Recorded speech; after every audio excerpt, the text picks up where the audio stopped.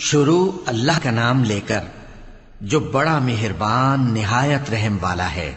طاسین، یہ قرآن یعنی کتاب روشن کی آیتیں ہیں، مومنوں کے لیے ہدایت اور بشارت ہے، وہ جو نماز پڑھتے اور زکوٰۃ دیتی ہیں اور وہ آخرت کا بھی یقین رکھتے ہیں۔ جو لوگ آخرت پر ایمان نہیں رکھتے، ہم نے ان کے اعمال ان کے لیے آراستہ کر دیے ہیں تو وہ بھٹکتے پھر رہے ہیں۔ یہی لوگ ہیں جن کے لیے برا عذاب ہے اور وہ آخرت میں بھی بہت نقصان اٹھانے والے ہیں۔ اور تم کو یہ قرآن اس حکیم و علیم کی طرف سے عطا کیا جاتا ہے۔ جب موسیٰ نے اپنے گھر والوں سے کہا کہ میں نے آگ دیکھی ہے، میں وہاں سے رستے کا پتہ لاتا ہوں یا کوئی شعلہ یعنی ایک انگارہ تمہارے پاس لاتا ہوں تاکہ تم آگ تاپو۔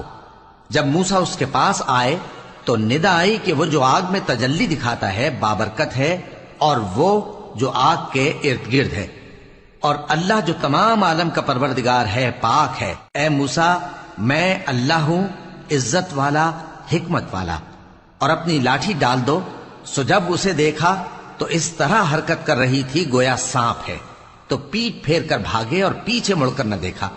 فرمایا، اے موسیٰ ڈرو مت، میرے پاس پیغمبر ڈرا نہیں کرتے۔ ہاں، جس نے ظلم کیا پھر برائی کے بعد اسے نیکی سے بدل دیا تو میں بخشنے والا مہربان ہوں۔ اور اپنا ہاتھ اپنے گریبان میں ڈالو، بے عیب سفید و روشن نکلے گا۔ ان 2 معجزوں کے ساتھ جو 9 معجزوں میں داخل ہیں فرعون اور اس کی قوم کے پاس جاؤ کہ وہ بدکردار لوگ ہیں۔ پھر جب ان کے پاس ہماری روشن نشانیاں پہنچیں تو کہنے لگے یہ کھلا جادو ہے، اور بے انصافی اور غرور سے ان کو ماننے سے انکار کیا، جبکہ ان کے دل ان کو مان چکے تھے۔ سو دیکھ لو کہ فساد کرنے والوں کا انجام کیسا ہوا۔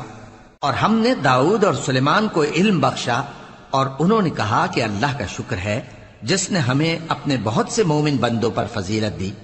اور سلیمان داؤد کے قائم مقام ہوئے اور کہنے لگے کہ لوگوں، ہمیں اللہ کی طرف سے پرندوں کی بولی سکھائی گئی ہے اور ہر چیز عنایت فرمائی گئی ہے، بے شک یہ اس کا خاص فضل ہے۔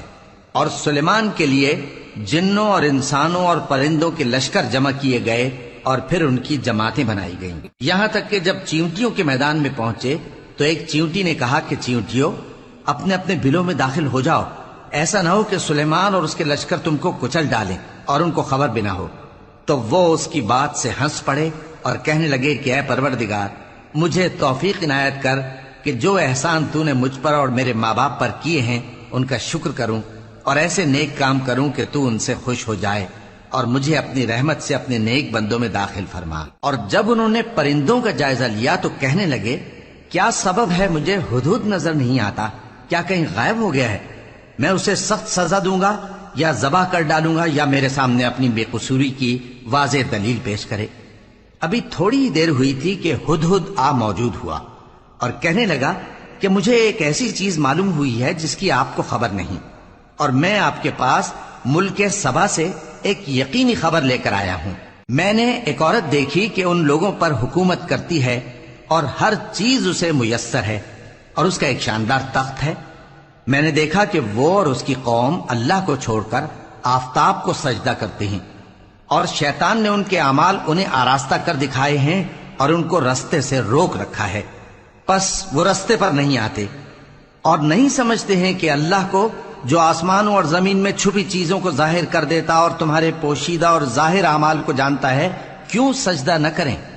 اللہ کے سوا کوئی عبادت کے لائق نہیں، وہی عرش عظیم کا مالک ہے۔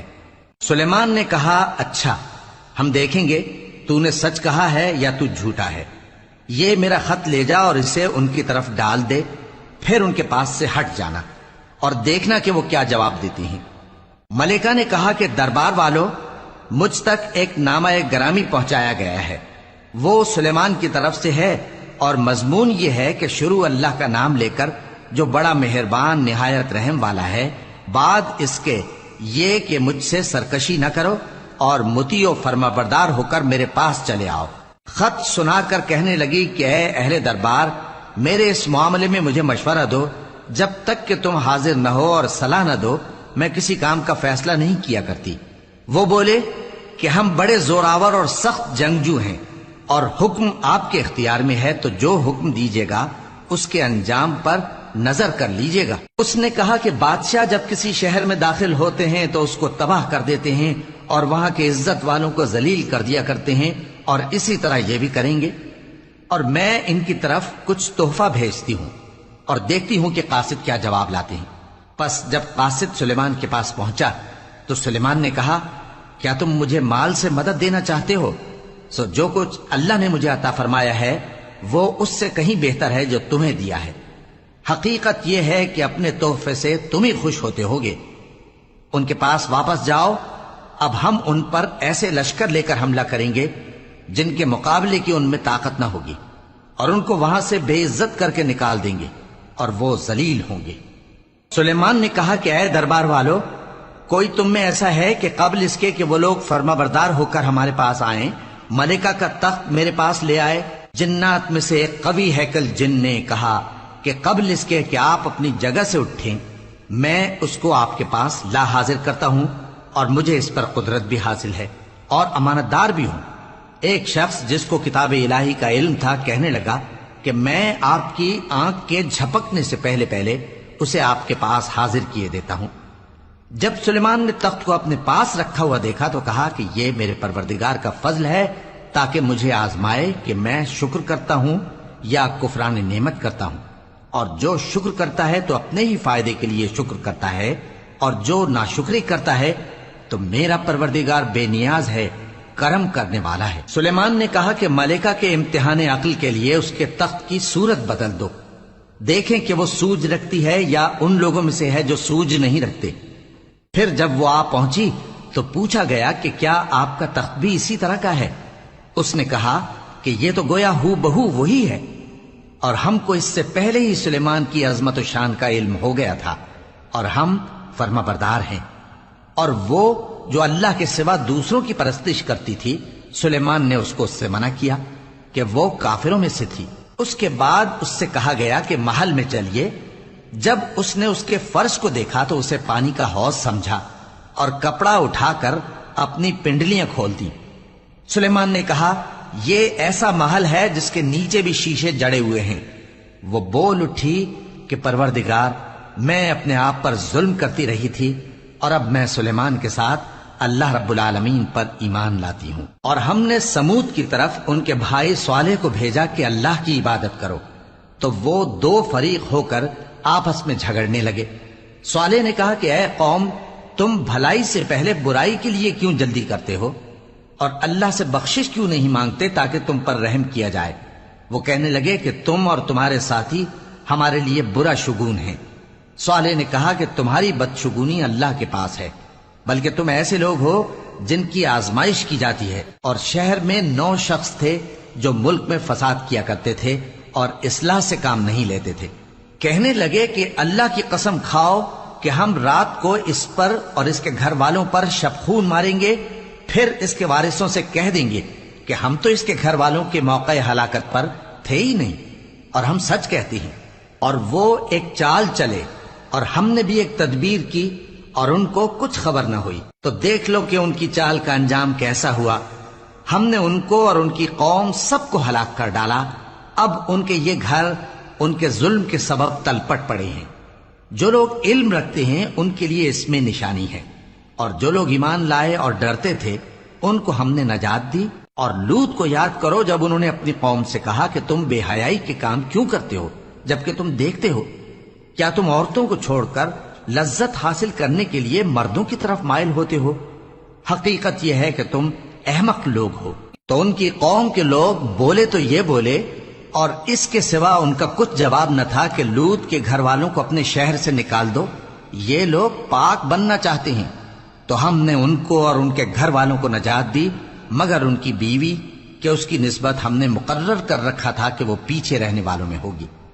اور ہم نے ان پر مے برسایا، سو جو مے ان لوگوں پر برسا جن کو متنبع کر دیا گیا تھا برا تھا۔ کہہ دو کہ سب تعریف اللہ ہی کے لیے ہے، اور اس کے ان بندوں پر سلام ہے جس کو اس نے منتخب فرمایا۔ بھلا اللہ بہتر ہے یا وہ جن کو یہ اس کا شریک بناتے ہیں؟ بھلا کس نے آسمانوں اور زمین کو پیدا کیا، اور کس نے تمہارے لیے آسمان سے پانی برسایا؟ پھر ہم نے اس سے سرسبز باغ اگائے تمہارا کام تو نہ تھا کہ تم ان کے درختوں کو اگاتے، تو کیا اللہ کے ساتھ کوئی اور بھی معبود ہے؟ ہرگز نہیں، بلکہ یہ لوگ رستے سے الگ ہو رہے ہیں۔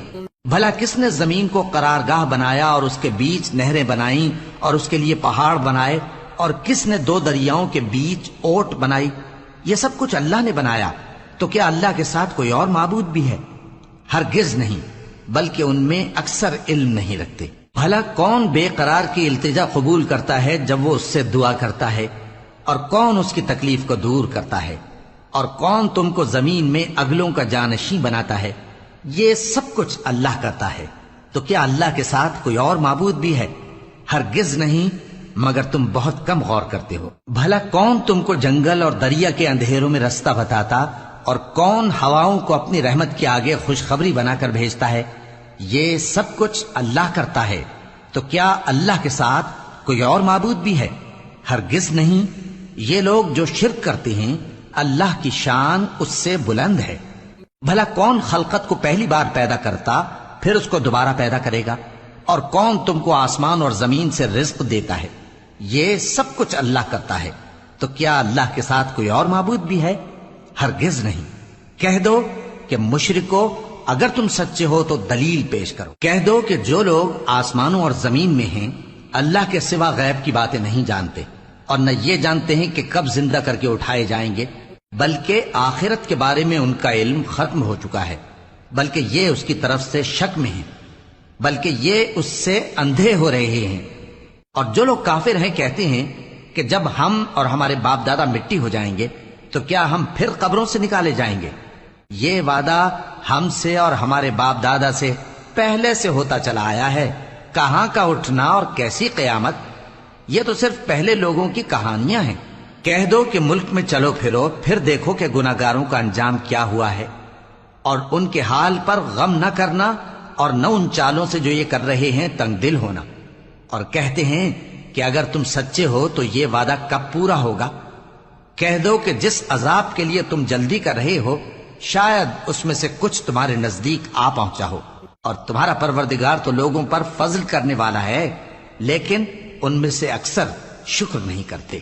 اور جو باتیں ان کے سینوں میں پوشیدہ ہوتی ہیں اور جو کام وہ ظاہر کرتے ہیں، تمہارا پروردگار ان سب کو جانتا ہے۔ اور آسمانوں اور زمین میں کوئی پوشیدہ چیز نہیں ہے مگر یہ کہ وہ ایک کتاب روشن میں لکھی ہوئی ہے۔ بے شک یہ قرآن بنی اسرائیل کے سامنے اکثر باتیں جن میں وہ اختلاف کرتے ہیں بیان کر دیتا ہے، اور بے شک یہ مومنوں کے لیے ہدایت اور رحمت ہے۔ تمہارا پروردگار قیامت کے روز ان میں اپنے حکم سے فیصلہ کر دے گا، اور وہ غالب ہے، علم والا ہے۔ تو اللہ پر بھروسہ رکھو، تم تو صاف حق پر ہو۔ کچھ شک نہیں کہ تم مردوں کو بات نہیں سنا سکتے، اور نہ بہروں کو جبکہ وہ پیٹ پھیر لیں آواز سنا سکتے ہو، اور نہ اندھوں کو گمراہی سے نکال کر راستہ دکھا سکتے ہو۔ تم تو انہی کو سنا سکتے ہو جو ہماری آیتوں پر ایمان لاتے ہیں، پھر وہ فرما بردار ہو جاتے ہیں۔ اور جب ان کے بارے میں عذاب کا وعدہ پورا ہوگا تو ہم ان کے لیے زمین میں سے ایک جانور نکالیں گے جو ان سے باتیں کرے گا۔ یہ ہم اس لیے کریں گے کہ لوگ ہماری آیتوں پر ایمان نہیں لاتے تھے۔ اور جس روز ہم ہر امت میں سے ایک بڑے گروہ کو جمع کریں گے جو ہماری آیتوں کی تکذیب کرتے تھے، پھر ان کی جماعت بندی کی جائے گی، یہاں تک کہ جب سب آ جائیں گے تو اللہ فرمائے گا کہ کیا تم نے میری آیتوں کو جھٹلا دیا تھا، حالانکہ تم نے اپنے علم سے ان کا احاطہ تو کیا ہی نہ تھا؟ بھلا تم کیا کرتے رہتے تھے؟ اور ان کے ظلم کے سبب ان کے حق میں وعدہ عذاب پورا ہو کر رہے گا تو وہ بول بھی نہ سکیں گے۔ کیا انہوں نے نہیں دیکھا کہ ہم نے رات کو اس لیے بنایا ہے کہ اس میں آرام کریں، اور دن کو روشن بنایا ہے کہ اس میں کام کریں؟ بے شک اس میں مومن لوگوں کے لیے نشانیاں ہیں۔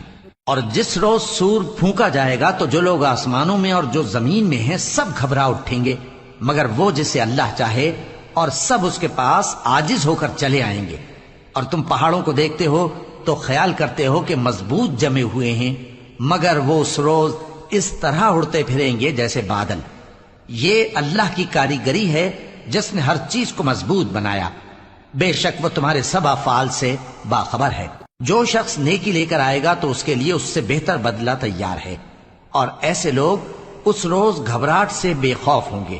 اور جو برائی لے کر آئے گا تو ایسے لوگ اوندھے منہ دوزخ میں ڈال دیے جائیں گے۔ تم کو تو انہی اعمال کا بدلہ ملے گا جو تم کرتے رہے ہو۔ کہہ دو مجھ کو یہی ارشاد ہوا ہے کہ اس شہر مکہ کے مالک کی عبادت کروں جس نے اس کو محترم بنایا ہے اور ہر چیز اسی کی ہے، اور مجھے یہ بھی حکم ہوا ہے کہ میں فرما بردار رہوں، اور یہ بھی کہ قرآن پڑھا کروں۔